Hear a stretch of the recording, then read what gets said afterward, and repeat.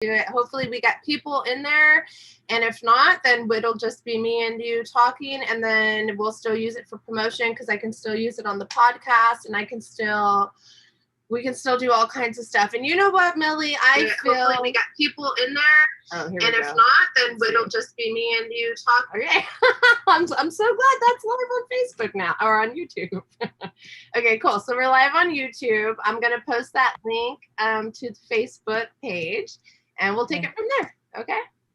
Yeah, no problem. Awesome. For everybody that may be tuning in right now, thank you so much for another edition of the Sunshine Show. We are season 2. This is episode 3. I have the amazing Millie Manders out of the UK here with me. She recently dropped a new album with her band Millie Manders and the Shutups. Is it Shutups or Shut Up? Shut Up. Millie Manders and the Shutup. It is an amazing, amazing album. I listened to the whole thing right before I got on this interview, and I highly recommend it to everybody. Unfortunately, we weren't able to go live in Facebook again because you guys who have been following me know that I've been having a little bit of a problem. But I'm going to post the link. Millie Manders and the Shutup. It is an amazing, post the link for you guys. And thank you again for being patient, because I know that this is a headache sometimes, but we're going to get through it like we always do. And anybody that has questions for Millie, please join us in the live chat that is going on in YouTube now. And you know what, Facebook, I might just have to switch platforms and start all my live feeds on YouTube, because Facebook, you are not making me happy, Facebook. Millie, how are you doing today? I'm really, really good, thank you. Yeah, really good. Thank you so much for having me on to have a chat. Absolutely. And for listening to my album. It's really cool of you to take the time to listen to all of our music. Really appreciate it.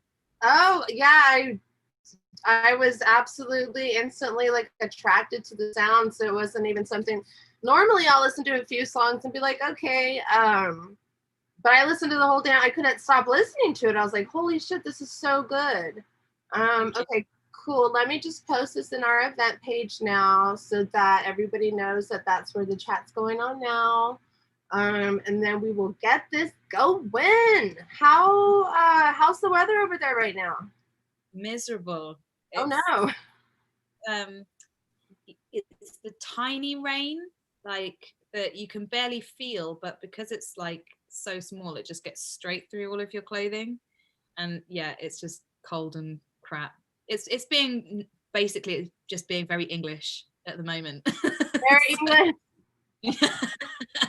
I've never been to England. I will have to come visit sometime. I've done a couple of interviews. I interviewed Kira Nightworthy. She's a bass player out of the UK. And then Dr. Funk, he's another bass player who lives out there. And I just feel like I need to come visit you guys. You totally should. Just make it in the summer, because even if it's miserable, at least it's warmer. Okay, great. So I just posted that to my page. I posted it into the event page. And we'll see what happens. Let's go. All right, cool. All right, girls. So we got Millie Manders from Millie Manders and the Shutup. They are a punk. Would you call yourself punk reggae or punk ska? I generally coin it as cross-genre punk, because I feel like it's more than just ska. We've got elements of pop and hip hop and reggae and all sorts of stuff in there. So yeah, cross-genre punk, but punk is the ethic behind the music.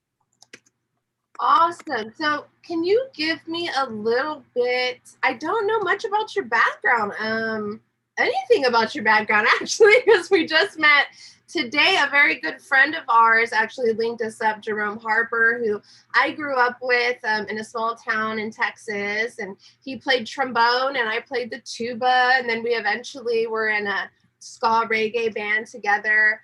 And he actually linked us up. So I would love to know all about your musical background. Okay, cool. I've been playing instruments and been performing since I was really quite small. Dance, drama, and music right from the age of probably about 5, I think. My first instrument was when I was 5, and that was the recorder and the piano. And then I started on the clarinet when I was 7. Wow. Saxophone from the age of 14. And then picked up the ukulele much later. And I've only really just started to get into the guitar. But my voice, I discovered I could sing really when I was about 15. So a couple of decades of singing as well. Yeah. Wow. So you would call yourself a multi-instrumentalist? More like a jack of many trades, master of one. My voice is my main instrument, and that's what I've concentrated on for most of my life. But I can play other instruments, yeah. So your voice is your favorite then? It's the one that I have worked the hardest on to master the art of various techniques and things, for sure. And I love singing, and I love teaching vocals, and all that that brings. So yeah. Can you tell me about sort of your practice, or how your vocal training, or how you practice every day, or what that looks like for you? Sure. So I'm trained classically in an old Italian school of training, which basically means that it's more about the vocal placement and vowel sounds, and connecting with the biology of your voice in order to have a really strong voice for your whole life. And so I do specific scales and songs that increase the dexterity and strength of my voice, which means that I can sing in any style without damaging it. So, you know, on stage, I scream, I rap, I sing, I belt. But when it comes back to training my voice, it's basically like the training that you would do for a marathon is an all over body conditioning. You don't just go with the legs, you know, you have to be fully conditioned and ready to go for a long period of time. And it's the same with your voice. The exercises that I use condition the muscles in the voice to be able to be strong enough to do what I want to do. So, do you give voice lessons? Yes. Yes, I do. Yeah. I'll be hitting you up right after this Q&A session. Can you teach notes? I can, yes, we'll trade. I've always wanted to learn how to sing, and I just don't think I've got the right or the proper teacher to help me. So that'd be cool to work with you on that a little bit. Yeah, would love that. Awesome. Could you give me tell me a little bit about your influences and like what you used to listen to when you were growing up, what your parents raised you on? Gosh, so much. My house was filled with music. We had a catalogue of classical composers. My mum used to buy the magazines that were like a subscription, so there'd be a CD every week. And we had classical, but we also had R&B. So we had Chuck Berry and James Brown and Aretha Franklin and Otis Redding and all of that sort of stuff. Awesome. I grew up with all of that, and certainly vocally, Aretha Franklin was probably one of my first vocal influences. Wow, that's a major one. My dad was really into buying what was new in the 90s. So he was buying the first albums by Cypress Hill and Red Hot Chili Peppers and Prodigy. Yeah. What? So, yeah. So in 1990, I was listening to all of these first like really cool new sounds and being influenced by those as well, which is where my love of things like hip hop and punk and things come from as well. And I was lucky enough to hang around with quite a lot of like skaters and surfers. So I got introduced quite early to things like Green Day and Rage Against the Machine and lots of new metal, System of a Down. So really my upbringing was so diverse musically. Oh, and you know, being clarinetist and the saxophonist, of course, I was into big band jazz. So oh my God, dude, I feel like we were meant to be best friends forever, because like I played jazz my whole life. Like, how are your parents so cool? Your dad like raised you on Red Hot Chili Peppers? What? Yes, I actually for his 50th birthday, I took him to see Cypress Hill on their Skull and Bones tour at Brixton Academy. So yeah. Wow, he's lucky to have you as a daughter, and you sure are lucky to have him as a dad, huh? Yeah, incredibly lucky to have the parents I've had. My dad bought me my first record player when I was like 12 and let me loose with his record collection. And yeah, and obviously my mum, she was the one that worked like 2 or 3 jobs to get me the music lessons that I wanted to do as a kid. And yeah, I was really, really blessed growing up to have the influences that I did. So you asked me about my vocal influences. So obviously Aretha Franklin, Gwen Stefani, Skin from Skunk and Nancy, Dolores from the Cranberries. Basically any vocalist that was really strong and unique would attract me as a kid. And I wanted to replicate all of those sounds. And so to begin with, which is what a lot of vocalists do, I was replicating these sounds. I was replicating the scream and then the high notes from Skin, and trying to push my chest voice right the way up into the upper register like Aretha, and doing the disconnect thing that like in Zombie with Dolores. And so that was a big part of the development of the dexterity that I have in my voice. And then all of the other influences kind of amalgamated as well. So learning to scream, for example, and stuff like that. Yeah. Wow. Did that scare your mom that you were going to throw your voice out, not be able to use it properly anymore? I mean, becoming a musician and wanting that as a career path scared the hell out of my mum. So I'm pretty sure all of it did. As parents do, they worry that you're not going to be able to make money and you're not going to be able to survive. But she's finally coming around to the idea that music is actually a viable career. So yeah, and that you're a badass, and I'm sure she's actually very, very proud of you. You've done so much work. I just was going through videos and videos and videos that you've been posting for years on YouTube.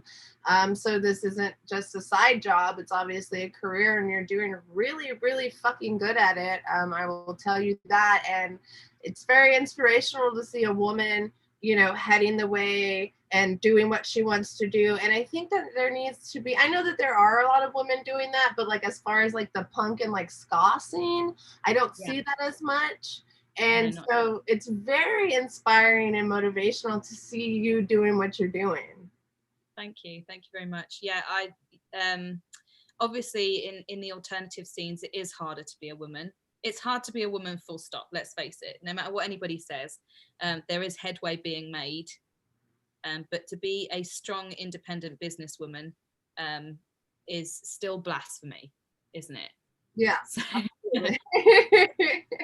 it is hard. But then, I have had really strong women as influences throughout my life. So I've never really understood anything else. So to me, it's like I couldn't possibly not be business focused and have a high work ethic and work 2 jobs and pursue my dream, because that's all I've ever been taught. So hopefully what I would like to do is influence other young women and young people in general to follow their dreams and to keep pursuing them doggedly through all of the blood, sweat and tears, because I think it's worth it, no matter how poor you are. And I'm poor, but I don't care. And that's exactly what I was going to ask you. What advice do you have to maybe like young, struggling female or male musicians who maybe just don't feel like, they can do it, or they don't have the grind? I mean, do you just stop if you don't have the grind, or do you keep going? What do you do, Millie Manders? What do you mean by the grind? Do you mean the motivation and the drive? It's so cute. I'm just talking about, I know how the music industry can really be heartbreaking to some people who maybe expect instant success or instant self-gratification. And for some people, maybe, they get that one killer hit the first time they drop it. But the reality is a lot of people are dropping things and putting a lot of their hours into material.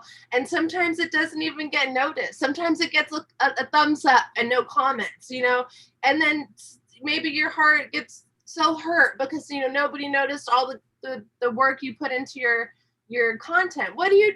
Do you give up or do you keep going? I think so as somebody that teaches music business, my advice there is to look at your strategy. It's cold, hard business. Just because you're an artist, it's not all about the art, unfortunately. I'm really sorry, guys. I know that you want it to all be about your songs being beautiful, and I'm sure they are. But the crux of it is if you don't have a record label, you are your record label, you are your publisher and your booking agent and your social media manager and your content creator and your promoter, and you have to do it all. And unless you're actually willing to put pedal to the metal and actually go full throttle, have no sleep, cry a lot, have no money, work a lot of other jobs that are bit part jobs, because you can't follow two career paths. So any money that you're gaining in order to follow your dream cannot be paths that you want to take as a career, because they will take over. That's the reality of it. So if you're putting something out and it's only getting one like and no comments, the likelihood is that you probably didn't have the right promotional strategy in place in the first place to maximize your potential to reach new audiences. Millie Manders has spoken to the people. You guys listen to that. If you didn't, rewind it and replay it, because it takes a lot of work. If you're going to get anywhere in this industry, it is not about luck. Okay, people, we've got to put our blood, sweat, and actual tears into this business if we want to succeed. I have a few comments. What do we have? Alejandro Vitiello? He's my drummer. Hey, Alex. What's up, Alex? Thank you for joining us. Hello, Stephen Moreno. Yes, it's a drummer life for me. That's what he says. Follow my dreams. Hey, Eugene. Thank you for joining us. Hello, Divine Ryan. Hi, Mama. Thank you, everybody, for joining us in the chat. I'm so sorry we weren't able. I'm tired of saying I'm sorry. I'm not sorry, you guys. It just didn't work out. So we're on YouTube now, and that's just what happened. Thank you guys for joining us. We're so stoked to be here with you guys. I'm so stoked to be interviewing Millie. We were linked up by a mutual friend. Most of you guys probably know Jerome Harper, amazing, legendary trombone player, one of the best that has come out of Texas.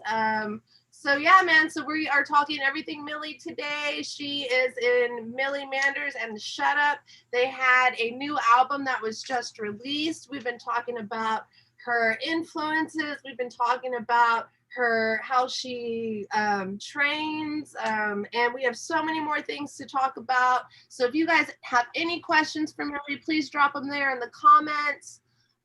Indeed, Millie, inspirational. Being different is always going to be blasphemy. All the more better to press on to the best. Yes, we agree with that, Eugene. So let's talk a little bit about your writing process, Millie. Okay.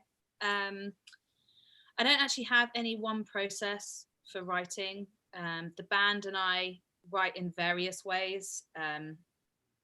So sometimes somebody will throw out a guitar line or just a few chords and we build something around that.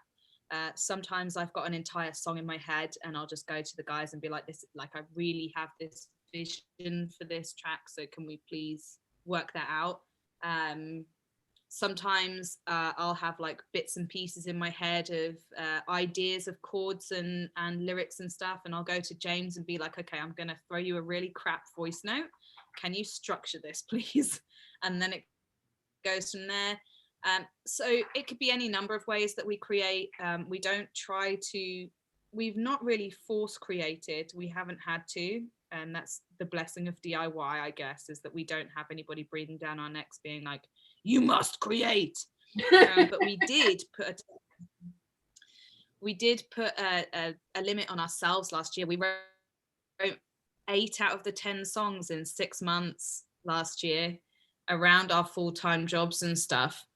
So that was hectic. But yeah, it was really hard and it was really stressful. But we proved to ourselves and to each other that actually as a team, we can do that. We can pull that together, and we can write some banging tracks. And, you know, God, seeing the response to it is just unbelievable. And none of us expected the response. We knew that we enjoyed the songs, but to see so many other people enjoying the songs is just way out there. But yeah, so lots of different processes for writing songs. We never just go, okay, so we're going to write a song in this way.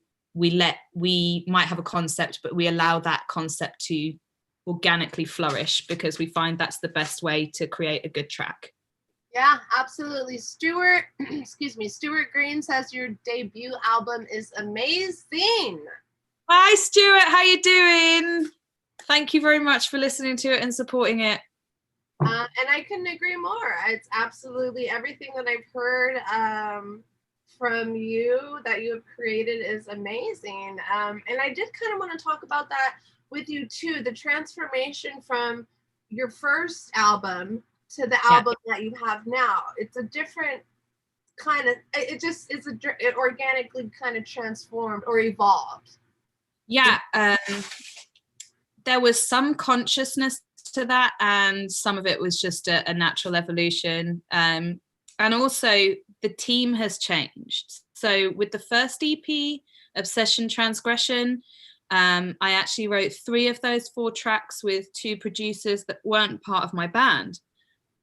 So I was going in the studio every day and writing every day. And I'd go in there and be like, so I really fancy writing like a funk punk track today. Let's see what we come up with. And we came up with Long Gone. Or the guys had written a track and I would go away and I'd write lyrics and melody to it. And Obsession, Transgression particularly, I remember coming back and being like, this song could be really good for us. Like, I really think we should do this song. And both of the producers turning around and going, nah. It's like, put some horns on it. Put some horns on it. I'm telling you, this track is going to be a good track. And they put horns on it and they were like, okay, yeah, it should go on the EP. The last track, Teddy, I actually was given to me by the guitarist at the time. And it was just like 4 chords repeated all the way through. And I wrote it in half an hour on a tube ride to the studio to record that final track that day because we were on a deadline. So that was very ska punk, and it was because which song was that? Say again? Which song was that? Teddy. Oh, Teddy's the name of the song? Yeah, Teddy I wrote in half an hour on a tube. Wow, crazy. You would never think. Yeah, it's funny just the way, you know, different concepts and things come to you. So I always like to ask people about their writing process and, you know, things like that. So you actually, sorry, what was that? Deadlines always help, the pressure. So you actually work with a producer, huh? For the first EP, yes. For the second EP, no. And actually the second EP, Shutup, took 2.5 years to write 4 tracks, because at the time, and Alex will agree with me here, we didn't have the right team of musicians. Alex is the longest standing band member. He's been with me since 2014 and stuck through a whole wave of storms. But yeah, at the time, we didn't have the right team of musicians. They weren't creative. They weren't motivated. And we did write some great songs, like Right to Life. Actually, the way that was written was the trumpet player came up with that, and we wrote the track that day in the studio because of that riff, you know. But yeah, I think the evolution mainly has come from different teams of writers working with them, which is great, because I always feel that working with different people will always bring diversity to the writing. Absolutely. But I think the songs have progressively got better because the team has changed. We've had better creatives in the team. We've had more motivated people. And we all bring a new variety of influence to it that is all respected within the whole. And I don't think we had that previously.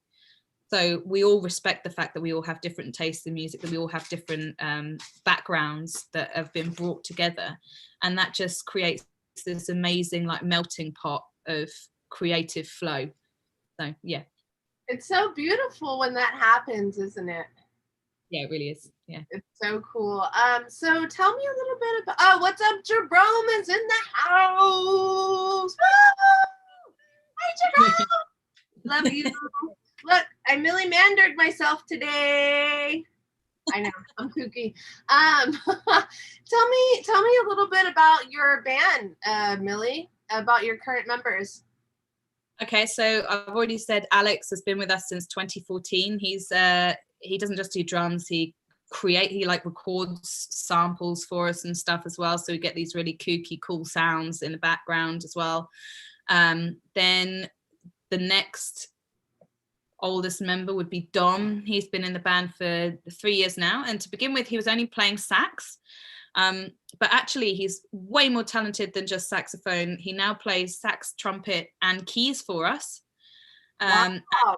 He can also play violin, and we are all determined to get him to play violin on a track for us at some point in the future. Oh, that'd be dope. You have to do that. Yeah, absolutely.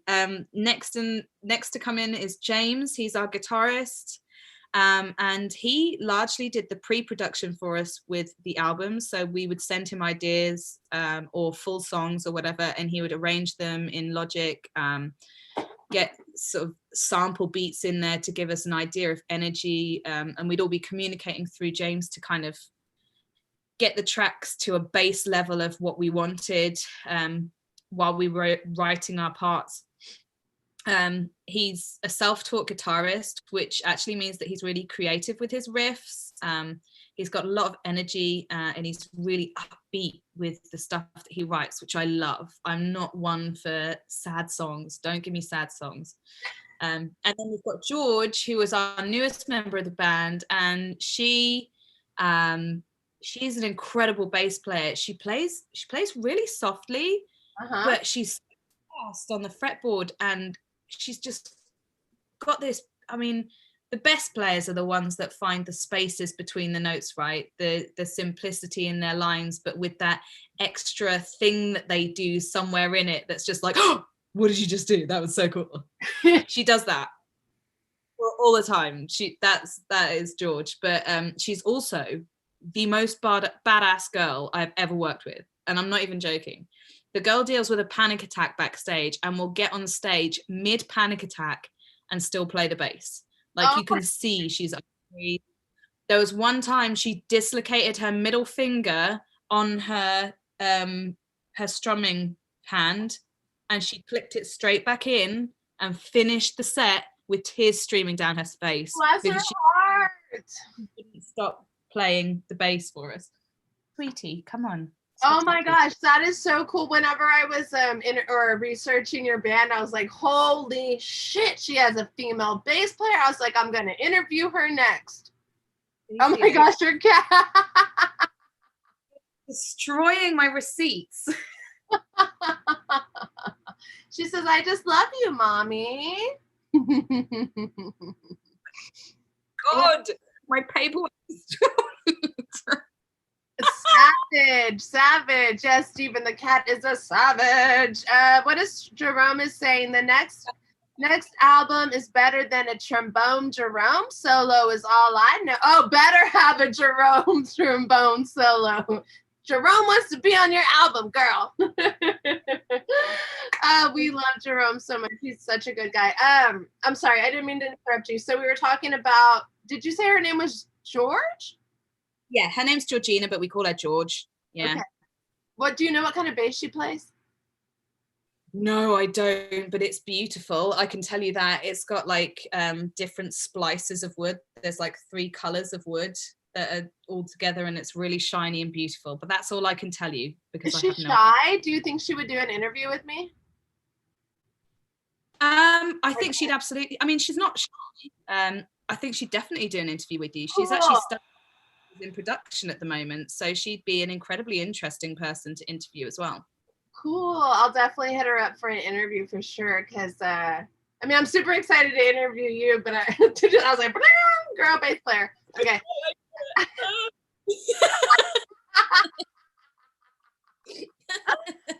Oh my gosh. Okay, so we talked about your drummer. We talked about the saxophone, guitar, violin, like all around badass player. We talked about George. Is this just a 4-piece band, or do we have more people? We've got myself, Alex, Dom, who's the multi-instrumentalist, James, who's the guitarist and producer, and then George, who's the bassist, who's also studying production as a master's degree. Actually, Alex, our drummer, is studying a BA in production. Dom has just finished a master's in production. James already does home production, and George is doing a master's in production and also affiliating with AI production for music as well. So I have a ridiculous band, but I am shit at all of that. Girl, you have a team. You have a built-in team. You do not need anybody else or anything else. Like, you just need to sing and let them take care of everything else. And they really are brilliant at that. So yeah, I'm very lucky. James says it's a court bass. Thank you, James, for verifying that for me. I appreciate that so much. I guess that's the brand of bass that she plays is court. You could get on YouTube and check out the comments if you want to. My channel, Sunshine Can Too. I've got the link, and then I can just mute it, can't I? Yeah, you just get on there. Court bass. Thank you, James, for verifying. Just make sure the volume's down. Okay, cool. So you totally should. Just make it in the summer, because even if it's there we go. It's muted. I'm good. Okay. I'm good. And yes, James, who is commenting, is actually our guitarist. So he's he goes, we are students. Alex says we are students full of debt. Yeah, well, there's join the party. We're all full of debt over here too. I have so many degrees. I have a degree in I graduated with political science and sociology. Went back for my master's in political science, and I play bass. It's like, why did I do that? Why didn't I major in music? I don't know why I did that. I mean, political science must have been incredibly interesting though, and certainly if I would imagine that as a songwriter, political science would fuel some brilliant protest songs. Yeah, well, it was funny. I wanted to be a lawyer, and I wanted to like change the world and work with like environmental, like the rich taking advantage of the poor and all this stuff. And then like when I really got into it, I was like, shit, dude, then I got to spend another 10 years going to school to be a lawyer. And then like I just saw all the shit politics behind it, and I was like, I don't even want to do any of this. But you're very right. Instead, I write super sad songs. You wouldn't like any of my songs. Just because I don't like writing really sad songs does not mean I don't like any sad songs sometimes. I feel like I need That's too funny. Yeah, most of my songs are like, okay, Sunshine, come on, get over your shit show. But it's funny because I feel like that's how you kind of just like express yourself, right? You can express yourself in many ways. So sometimes it goes into our lyrics. So tell me about, do you have like a favorite ska or punk band that you listen to, multiple? Yeah, I mean, most of the bands that I listen to on a regular basis are unsigned, actually. My ultimate favorite band is Risky and the Ridicule. Risky and the Ridicules? I don't know if you know them. I've never heard of so Risky and the Ridicule. I will send you a list of bands that I love for you to listen to, and you'll probably end up interviewing half of them because they're all amazing people and have incredible music. So Call Me Malcolm is another one. They did an entire concept album, in fact 2, on mental health, but it's like really upbeat ska punk music. And it's amazing. It's about the whole band's journey through their own breakdowns and coming out the other side of it. So yeah, that's an incredible one. Who are you? Did we just become best friends? Because I think we did. Yeah. I love you. Wait, so was this Risky and the Ridicules that put that album out? If I do no, so Risky and the Ridicule, they're like really political. They're fantastic. They call out our government a lot. And then Sean Freeman's just said Call Me Malcolm there. So Call Me Malcolm are the one that have done the concept album. Andy Moran, Risky and the Ridicule are badass. You are correct, sir. Yes, they are. So, let's see, we've got Dream Nails. I love because they're like really quirky, feminist, queer punk, really like, if you like people like the Bomb Pops, you'll probably like Dream Nails. The Bomb Pops? Yeah. I've never heard of the Bomb Pops, but I think that's a cool name. They're West Coast, UK West. Then let's see, we've got Hands Off Gretel, which if you like 90s UK grunge, like Hole and people like that, then you're gonna love Hands Off Gretel. And the lead singer has just released a new project called Delilah Bond, which is like her new alter ego, and it's much more like new metal, and she spits like an MC and screams and sings. And actually Lauren Taylor is let me just write that in there for you, Lauren Taylor. So Thank you, you are so cool. So Lauren Taylor is the girl that fronts both Hands Off Gretel and Delilah Bond, but she's really interesting because she's a 360 artist by herself. She writes the songs, she plays every instrument on the recordings, produces them, mixes, masters them. She directs her own videos, edits her own videos, and she even does all of her own artwork. So she's just like a record label all by herself. Like she's package. Yeah, and she's only like 23, and she does all of this stuff already, and is in like mind-blowingly good at what she does. So yeah. Wow. So excuse me, so you guys are an indie band, right? Yeah. And you do all of your promotion and all your video, like all that is done through you, or do you have like a book, like a manager or something? I don't have management. I do the management myself. I actually studied music management at university. So I manage the band, but we have a booking agent now in the UK and one in Germany. We've just before lockdown, literally just before lockdown, we signed to a publisher called Wipeout Music. And I've just started to talk to somebody about possible physical distribution, because I'm really sorry, guys who are watching this who know, but all of the cycling with 650 albums up hills on my bike has, you know, that's been a lot. So I'd quite like a distributor at this point to help. But otherwise, yeah, we source our own PR. We do pay for some PR because you absolutely should. Going back to that earlier conversation about you are your record label, you need to pay for PR if you want anybody to hear your music. I manage all of our social media and stuff, and prior to having a booking agent a couple of years ago, I was doing all of the booking and tour management as well. So yeah. Wow, you are amazing. Thanks. You're absolutely amazing. I love your videos too. I love the colors, the videography, how everything pops. Yeah, you guys, do you come up with the concepts for those videos yourself? Yes. Yes, I've got a great videographer called Elbin who does everything for us, and he's very good at understanding the concept that I have in my head and making it a reality on video, often getting it way better than I ever thought it could. But I'm a real fan of really simple concepts of having color concepts, which you mentioned, actually having like a color code system.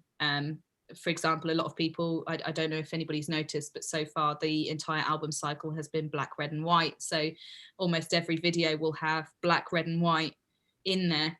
So that's really important to me, to have continuity throughout the project. Oh, clever. Yeah. Oh, Dawn Freeman has just said the cut and made of Ace. Good choices. Yes, both of those. Great. Are there more bands? Yes, they are. Okay, cool. I'm excited. I'm gonna like do a whole playlist and then I'll post it in the comments once I get this video up on YouTube or on Facebook, because after we're done with this, then I'll like reload it to Facebook and do all that and stuff, because that's what we do for each other. Yeah, guys, thank you guys so much for tuning in with us. We were having a great time talking just about all kinds of things. Millie Manders and the Shutup, her band, their writing process, her influences, ska, punk, all kinds of great things.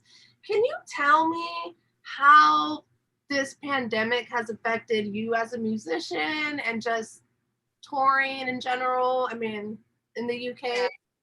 I mean, yes, it's massively affected us. We've had one gig this entire year.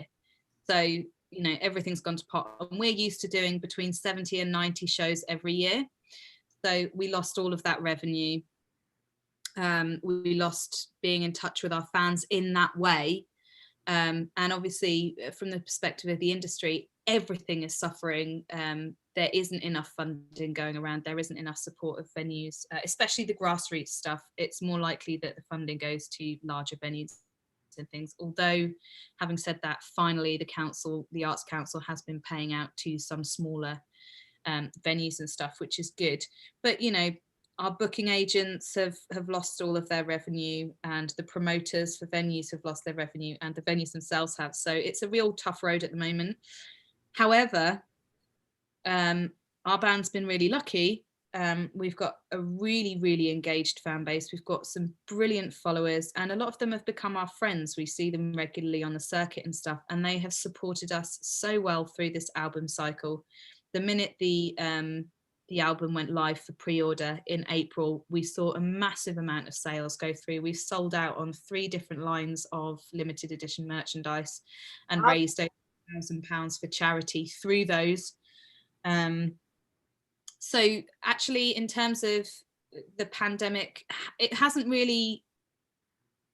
affected us financially, because we've got amazing fans, and people have been enjoying the album, thank goodness. But it could have been a lot worse for us if we hadn't have had something to release, and we hadn't had something to talk about, and we hadn't had the fans that we've got. We call it Camp Shutup. So our Camp Shutup, and everybody that sits around the campfire with has kept us going. And we yeah, so we've been really lucky. But there are a lot of bands that haven't been as lucky, who have pretty much stopped posting because they don't have anything to talk about, and they're all having to, as our lovely government said, go and retrain and find a different industry to work in. Did they say that? Oh yeah. Our government actually put out an entire poster series suggesting that the people in the creative industries should think about retraining. What the? I think I can say fuck, right? What the fuck? That is crazy. Oh my God, dude, I had no idea. I don't think they have definitely not done that here. And I don't think that would go. How did you guys not like, I don't know, man. I wish in a lot of ways that British people didn't have such a stiff upper lip, because we're very good at taking everything on the chin. We've been conditioned to take everything on the chin. We're not like other countries who would have gone out and royally rioted in the street. British people just don't do that, darling. We have a cup of tea and we think about it, we feel better. We need to be more like you guys, I guess. We need to chill out. Jesus Christ. Oh my gosh. Rights. Absolutely stand up for yourself and fight for your rights, because that many a law change has come about through riots. In fact, most of the most important ones for human rights, for the rights of groups of undermined and quite frankly mistreated groups of people. Those laws have come about as a result of actual physical riots, people marching in the streets, people not sitting down and not taking anything. Though that's when laws have changed, and I'm not saying that the creative sector is in any way being treated like those groups of people. It's absolutely not. But a large part of the British culture has been to have that stiff upper lip for at least a century. That's just who we are. And so coming out of that is difficult, to not be like, oh, we're okay, everything's all right, we can do this, it's not, wow, that's interesting. Yeah. So it's what it is, and our country definitely isn't doing enough to save the creative industry at all, and it's a discussion that is had a lot with my college students when we're talking in sort of dissertation terms and things. It's like, what would the world be like if we didn't have a creative industry? Films wouldn't have music, adverts wouldn't have music, we wouldn't have art galleries, we wouldn't have illustrations in children's books, we wouldn't have children's books. Who would write them? And I think that's so important to recognize, that actually the creative industries are vitally important in every sector, everywhere. There would be no company on the planet that could actually run, because every company needs a creative person to come up with the ingenuity to push the company forward to the next whatever. Millie Manders for president 2020. I'm calling it now. Millie Manders for president 2020. Girl, come move to the United States. Am I getting too serious? Sorry. I'll have more. No, I actually love this conversation, and I love just seeing where our conversations flow and where they go. And I think it's important to mention that. And I think it's I had no idea that letters like that would even be put out into like a certain industry, to be like, hey, go find something else to do. Like, wait, what? Like, what? That seems so crazy to me. But to be honest, I'm sure that they're probably encouraging the same shit here. I don't watch the news or pay attention to much anything except for my pig and my dog. So, and my baby. Yes, I have a 200-pound mini pig who likes to sleep with his mom at night and likes to boss me around. What's that? Does it actually in your house? Oh yeah, he lives here in the house with me. Oh yes, he does. Oh, cool. He's outside right now, but dude, he's crazy. Like when he'll say mom, he'll be like mama, because they try to mimic the sounds that humans make. And if he gets mad at me, he'll go no. And then what else does he do? He's so funny. He knows how to sit. He knows how to he knows all kinds of tricks. Like, he's a handful though. And like when I got him, he was 30 pounds, and now he's 200 pounds. And I'm like, what? Okay. Will you ever release Little Big Mouth, Millie? Andy, I think you've asked me this before. Andy. We've already released it. We did release it. It was on Spotify for quite a long time. It's a very, very old song. I released that for the first time I wrote it in 2011, released it in 2013. That was one of my first ukulele songs when I first started learning ukulele. And there is a video on YouTube, and you can get the EP. It's the free P, which was my first solo EP. That is on Bandcamp, so you can get it there, but it won't be released as a single again. It's very, very unlikely that it will be. It was a moment in time when I was very, very angry about somebody starting on me in a nightclub. So I wrote a song for them, totally immortalized them. I don't need to revisit it. I'm really sorry. But I do play it at live gigs because it's still really funny. Andy, do not be bringing up anything that's going to give this woman PTSD, okay? The song is released. You can go find it on Bandcamp. Leave her alone now. That's cool. So you play ukulele too? Yeah, you have a U bass in the background, right? Yeah, I have a bass. I have quite a few ukuleles. I have a ton of them.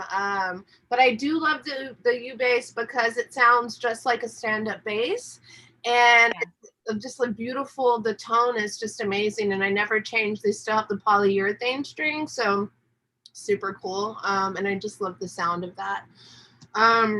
Where did my notes go? I was telling Millie earlier that I bought the organic sticky notes. Don't ever do this, folks, because they don't stick. They literally just fall off. So I don't know what I was thinking. I was trying to save the planet. I don't understand what the difference is. Why, like organic paper? How is that different to like other paper? Surely trees are all organic because they're. This is a regular Post-it note that actually sticks. This is an organic recycled Post-it note that does not stick. Don't be fooled, people. They're lying. But it's fine. It's fine. Tell me what's your favorite Red Hot Chili Peppers album is now that we established that you grew up listening to Red Hot Chili Peppers because your dad's a badass. Blood, Sex, Sugar, Magic, because that's the first album he bought for us to listen to. So yeah. I believe that that's probably everybody's favorite Red Hot Chili Peppers album. If it's not, drop your favorite album in the comments. We want to know what it is. Can you introduce us to your little pal there? Yep. This is Matty. So named because when she was rescued, her fur was so matted that she got the nickname. Oh my God, he's a little punk. This is Tadpole Miles Thelonious Monk. Can you say hi, Tadpole? I love him. He's got a hoodie. He's a Mexican hairless. I just adopted him about 2 months ago, probably too. So look at us. We are best friends. We just want to hug and kiss our little animals and bright music. Yes. 100%. If I could do that full time, that's exactly what I would do. When I would have a rescue center for animals, and I would have a studio attached. Oh my God! Yes. When are you moving to California? No, please. We're ready to put you in office. Just move to California. We're starting a band. You can bring Alex and George and Stephen. I forgot all their names. Bring all the guys with you. We're starting a band in Cali. Did you hear that? Shut up. We're all Alex, James. We're moving to California. We're picking up sticks. Bring your family. We're doing the band over there now. And Millie Manders for president. Millie, will you ever? Oh no, we did that already. What books do you like to read? Do you have any recommendations for books? So I love Neil Gaiman. The American Gods series is awesome, and my favorite book by Neil Gaiman is called Neverwhere, which is, I guess, from my perception of it, it's like a fantasy novel about an underground city in London that's not seen by normal people, but these people are like the hidden. They're covered in rags and they're not necessarily washed properly. So I take it that it's like he's almost created this fantasy world that the homeless are actually magical people that are only noticed by those who have that kind of spirit, that attachment to that kind of world. And I think that's a beautiful thing, but it's also just a really well-written story. There's also the Abhorsen series, which is like this guy that's got this bell that he tolls to get into the world of the dead. So that's the Abhorsen series. I love Philip Pullman books. Like I'm really into like fantasy and otherworldly stuff. Like I like to completely escape. If I'm going to read a story, it has to be complete escapism. I used to, when I was younger, like me and all the kids in the neighborhood, we had like this like garage that we would like hang out at and play Dungeons and Dragons. It was the best. And when I was younger, that's what I would read, was the Dungeons and Dragons series, because it was so fun. They have like the dwarves and the elves and the bards, and it's just like a totally different, it's just like escape, from reality. That's super cool. Did you watch the cartoons as a kid of Dungeons and Dragons? You know what? I don't think I did. I was too busy watching. What the hell was I watching when I was a kid? Oh no. Thundercats, the gummy bears. Remember that? I loved those. Care Bears were my shit too. We'll have the Care Bears and My Little Pony DVDs. Yes, I do. Girl, I had the Care Bear castle, the Care Bear car. I had all the Care Bears and the Care Bear cousins. All of them. Amazing. Oh my God, that's so cool. Let's see, what else do we have? Eugene, I'm packing. Let's go, you guys. Let's go. How about a ukulele duet? Yeah, we totally should. We will definitely be collaborating in the future now that we have met and linked up. I definitely see like a collaboration of some sort, and definitely more of this, because now you're my best friend. So how could I not call you every day and talk to you? I'm sorry. It's calling me. What else do we have? Did you watch He-Man or She-Ra or the Smurfs? The Smurfs, Eugene!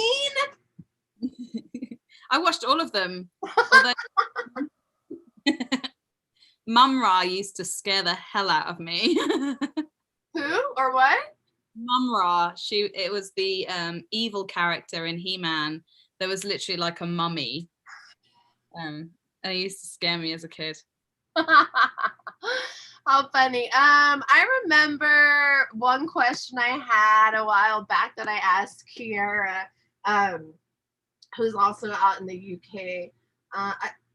And I thought it was pretty funny. Like, if you could have anybody at your house, any musicians, let's pick like 6 musicians, and you're going to have like a party. What musicians, dead or alive, would you invite to your party, and what food would you serve them? Oh my God. Okay. That's a really tough question. So I would definitely have, oh my God, these are all going to be like really old school people, and it's because I would want to talk to them and get all of their knowledge, like try and steal their knowledge. Prince. Of course. Aretha Franklin. Yes. Skin. Yes. Who else? Zach De La Rock from Rage Against the Machine. We love Zach De La Rocha. Oh my God. What a front man. Just what a front man, and what a political mind. Can it be people that are like spoken words as well? Sure. Akala.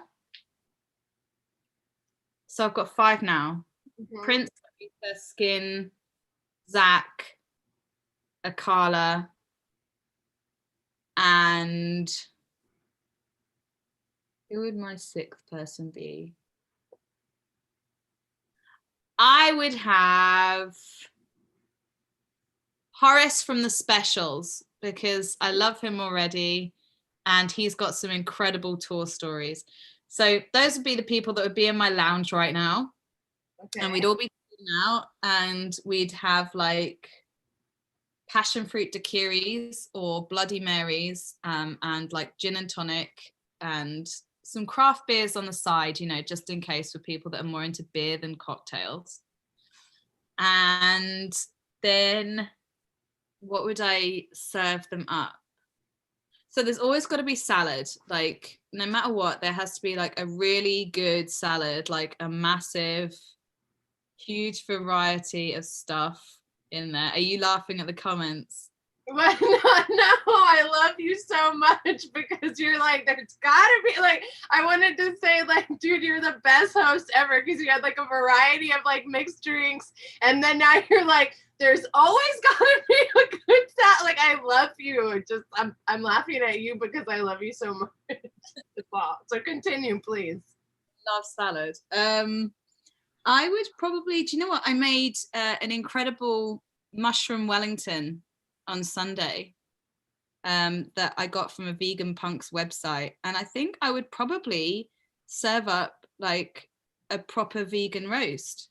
Yeah. With gravy, with creamy mashed potatoes, with seasonal roasted vegetables, and a really good mushroom Wellington in flaky pastry. That's really, high in flavor, a range of salad dressings and stuff as well, so that it would be comforting and filling and full of flavor and something that everybody could enjoy. Yes. That would be the meal, I think. I can't wait till we have a party together because you sound like a lovely host. I'm such a feeder. Like any of my friends will tell you, whenever they come over, I'm like, I bake cakes and I make big meals and have a good bottle of red wine, and I love it. How fun. Okay. And so last question, this might be a little hard. What would you ask Prince? I would ask him what the trigger point was for him as a young musician, where he was like suddenly completely focused on learning everything himself and getting himself to where he wanted to go because of the fact that he'd been rejected and told that he wasn't going to be able to do it. I want to know what that catalyst was, where that switch happened. He was like, no, there's no way that anybody can tell me that I can't do this. I'm doing it. That's the question I'd ask Prince. Need to know. So if anybody speaks to the spirits and can talk to Prince right now, please drop it in the comments because we want to know what that trigger point was for you, Prince. And bless you. Rest in peace in your big purple castle in the sky. I love Prince. I love him so much, and it is amazing to me how he has a vault, an actual vault, whatever the hell you say, of music that's never even been touched or released. It's just like mind-blowing. Man was just like creating masterpiece after masterpiece after masterpiece. We only know a little tiny piece of what was going on in his brain, Absolutely. What an incredible man. I was lucky enough to be working at Shepherd's Bush Empire when he played there live, and so I saw the sound check as well as the full show, and it really was watching a master at work, how he worked with his musicians, his sound guy, even his security team, and how much he demanded out of everything. Everything had to be absolute precision, and I had so much respect for that. It was the most hands down. I've seen Blondie there, UB40, all sorts of really big names, but to see Prince before he went and see his absolute precision was just the most incredible thing ever.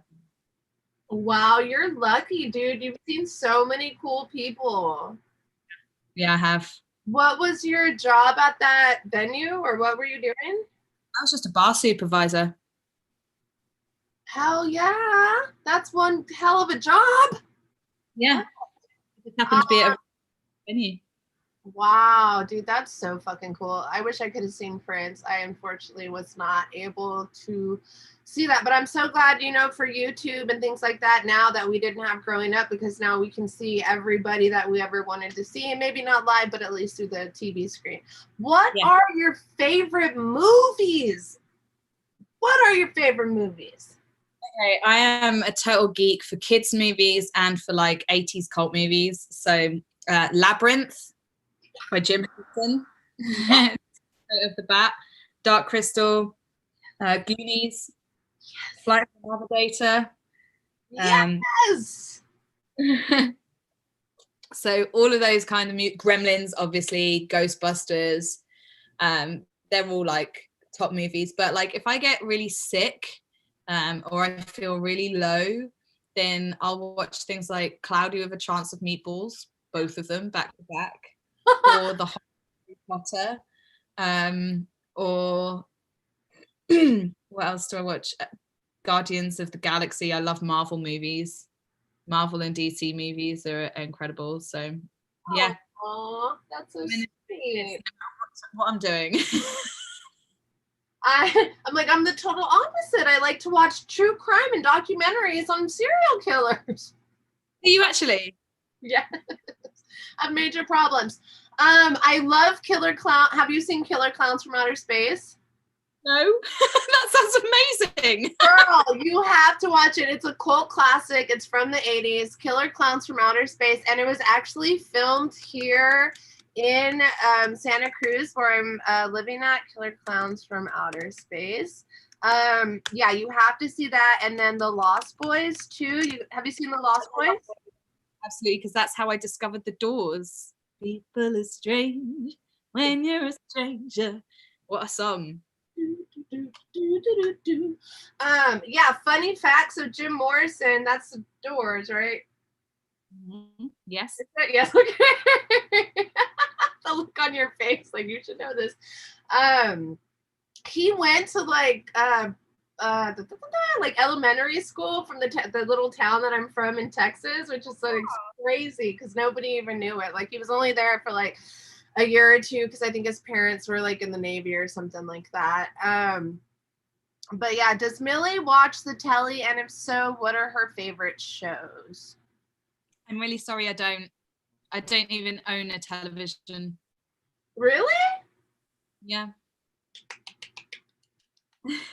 People, be more like Millie Manders, okay? We need to get rid of our televisions and we need to pick up our guitars and play them and promote our music. This is why I'm interviewing her right now, because she is giving us inspiration and motivation to be better musicians. That's what we need right now. Millie, I've had the greatest time with you. Hi, Mom. I love you so much. I love you, Mom. I'm going to start wrapping this up. I know we've been on here over an hour. I don't want to take up too much of your time. But I do want to just ask you, okay, well, a few more, okay, maybe like 5 more minutes of your time. 2 things. What advice do you have right now for musicians that are, I mean, obviously we talked about this earlier, right? About like, okay, you're not getting a lot of likes on your comment or whatever, or on your content.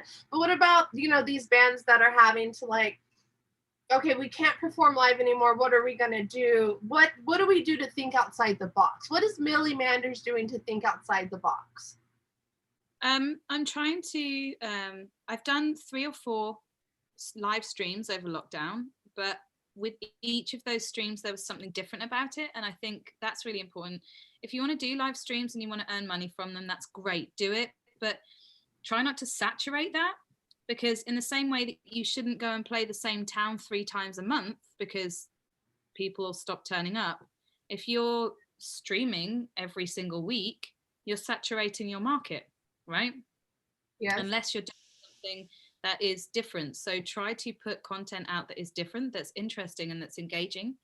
Listen to your people that are following you. Listen to what they want. Like I desperately want to make my followers and fans happy. I want them to have things that they want to see, hear, have. So, that's really important as well. And try to be different. Yes, we do put out t-shirts and we put out vests and things like that, but I try to do things that are slightly different to other people, whether that be hand illustrated lyric sheets or competitions or different types of Q&As, that kind of thing. It's really important to keep engaging on a completely different level at this point. I'd also suggest having a look at AI if you can. If you know anybody that's in the games industry and you can do AI stuff, then that's also a whole new way of reaching out to your fans, because a lot of people are gamers these days and they can interact with you on that playing field as well. We don't have massive amounts of gamers, otherwise I'd be into it right now. So do you mean like Twitch and stuff, or what? Yeah, Twitch, Ustream. There's loads of platforms now. Facebook now, if you've got a business page, have set up the ability to take money for your live streams. So that's a revenue, you know. And if you've got a really good engaged fan base, if you've got people that want to hear you, and if you're interacting with those people, because it is a two-way street, you do have to completely value those people. Yeah. You know, we are so grateful for every single person that comes to a show. You can't just be like expecting people to come and listen to your music because you like your music. That's just not how it works, you know. So yeah, it's about engagement. It's about doing something different. And when I'm talking about AI, I'm literally talking about there are avenues to have your music streamed into video games and things, not necessarily on a regular basis at the moment, but that is something that perhaps people should be looking at as a solution at the moment. What is? I should be going to the same school as Jim. That's it. My mom went to the same elementary school as Jim Morrison. Hi, Sunshine's mom. And then last Starfighter. What's that? Sean, what does that mean? I mean, you know, I am comic, so that could be referencing me. I'm not sure. Sean, explain yourself. We must know. I kind of wanted to get this wrapped up asking you, what's the best way that we can support Millie Manders and the Shutup? What can we do to get you guys some money into your pockets and just support you overall? I mean, we've got a website, millie-manders.com. So I'll put that into the comments. And what Sean says, Killer Tomatoes. Oh, Killer Tomatoes from Outer Space. Yes, Millie must watch Killer Tomatoes. So yes, you've got. You're another daughter of mine now, Millie. That's so lovely. What's up, old pair? My pickguard right here was designed by Alper from Alperia's Pickguard. So anybody who would like a custom pickguard can get one at alperius.com. Actually, Alperia's Pickguard person that is there saying, hey, hey, hey, I've always wanted a pickguard for my ukuleles because I play them really hard and really fast and I end up going through the wood. So nobody actually does pick guards for ukuleles because you're not supposed to play them like that. Can you please start doing pick guards for ukuleles? Because I really think there's a gap in the market there and I would have some.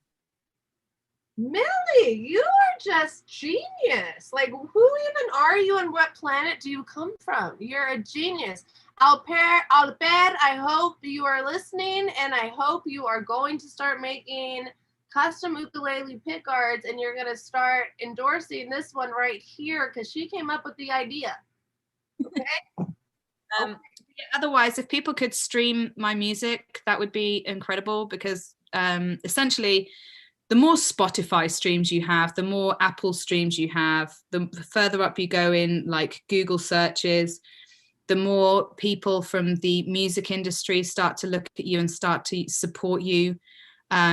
So it's not about the money in that sense, but the more people can stream for us, the more likely we're going to get seen.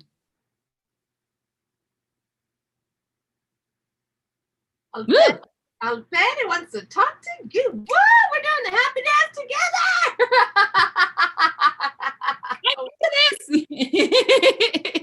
Oh my gosh, yeah, Alperi is so cool. Awesome. So do you find yourself like putting your songs on repeat on Spotify and going to sleep at night so that your numbers can kind of like, because I like found that is to be a trick. in the like thing, like if you can like put your Spotify and put your album on repeat and let it just like keep playing, that it adds like at least like 1,000 listens or something. So I mean that would work for other people to do it, but because my account is my artist account, it doesn't actually count them. Well, as far as you need a new account, make a make a new account and start streaming it 24 hours a day. If you guys listening could do that, put my album on repeat overnight while you're sleeping, mute it because that could get annoying. But yeah, at home, you get your ass on Spotify and you're gonna put Millie Manders Shutup on repeat. Okay, this is an order. This is not, I'm not asking you to do this. This is what you're gonna do, and you're gonna help this girl get her numbers up, because that's how we're gonna support her, because she's a badass and she just gave us a lot of motivational and inspiring things to get our asses in check. Okay, because we all want to be doing what she is doing, because she has her shit down. Thank you. Yes. Otherwise, we wouldn't be interviewing right now. You are just an all-around amazing fucking superstar. I mean, you do everything from the ground up by yourself. You've been doing this since 2014, you said? I've been building my solo stuff since 2012. My band started in 2014. What is that referring to? So one of our songs on the album is called Panic, and the double choruses, particularly the second one, goes, "Why don't you panic, panic?" And he's just like, you know, at 3 o'clock in the morning. Can you imagine, like, someone hasn't put it on mute and suddenly they're like, kind of through the wall. Actually, this is a contest and a challenge. Who can listen to Millie Manders and Shutup for 24 hours and not put it on mute? Okay, whoever can do that and send us the time-lapse video, you will win an award for that. Okay. I want them to have music after 24 hours. I need them to carry on liking it. Don't do it. Oh man, this has been such a great session with you. We have been going for over an hour strong. Dude, thank you so much for your time. I know it's precious, and I just appreciate everything so much. Oh, Sunshine, it's been an absolute pleasure, and I'm really grateful that you wanted to have a chat with me. I've had a lot of fun, and you've been really easy to have just a really long chat to. You're right, you're my best friend now. You can't get rid of me, I'm afraid. That's it. Millie Manders. Yeah, dude, I love you. I'm so glad that we linked up, and I look forward to like collaborations in the future. I'm putting together an all-female project. I would love for you to throw down some vocals on it. We'll talk more about it later, but I think that'd be dope. And they won't be sad songs, okay? Okay. No sad songs anymore, damn it. This is a new sunshine. It's a new day. But yeah, thank you. I hope you have an amazing evening. Thanks everybody for watching. Thank you, Alfred. Thank you, Mom. Thank you to Alex and Steven and George and whatever all your beautiful names are. Yep. Yeah. And Jerome and Eugene and Sean and who else is here? I'm just scrolling now. Adam. Hi, Adam. Andy. And Andy, I'm very sorry about the little big mouth thing. Truly, I am. I'm sorry.